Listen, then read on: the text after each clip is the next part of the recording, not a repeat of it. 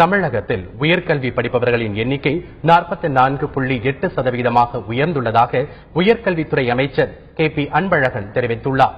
சென்னை அண்ணா பல்கலைக்கழகத்தில் வரும் 24ஆம் தேதி முதல் பொறியியல் படிப்பில் மாணவர் சேர்க்கைக்கான கலந்தாய்வு தொடங்க உள்ளது.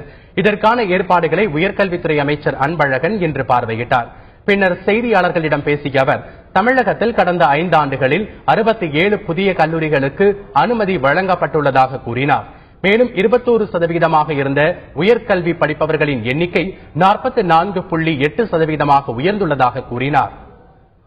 இந்திய அளவிலே தமிழகத்தை உற்று நோக்கின்ற வகையில் இந்திய அளவிலே உயர்கல்வியில் சேர்கின்ற மாணவர்களுடைய எண்ணிக்கை 21 பேராக இருந்தாலும் தமிழகத்திலே இன்றைக்கு 44.8 பேர் உயர்கல்வியிலே சேரக்கூடிய சூழலை உருவாக்கி தந்திருக்கின்றவர் தமிழகத்துடைய முதலமைச்சர். அண்ணா பல்கலைக்கழகத்தில் பொறியியல் படிப்பிற்கான மாணவர் சேர்க்கை வரும் 24ஆம் தேதி தொடங்குகிறது. முதல் நாளான 24ஆம் தேதி விளையாட்டு பிரிவினருக்கும், 25ஆம் தேதி மாற்றுத்திறனாளிகளுக்கும், 27ஆம் தேதி பொது பிரிவினருக்கும் நடைபெறவுள்ளது. முன்னதாக 20ஆம் தேதி ரேண்டம் எண் வெளியிடப்படுகிறது எனவும் 22ஆம் தேதி தரவரிசை பட்டியல் வெளியிடப்பட உள்ளதாகவும் அமைச்சர் அன்பழகன் கூறினார்.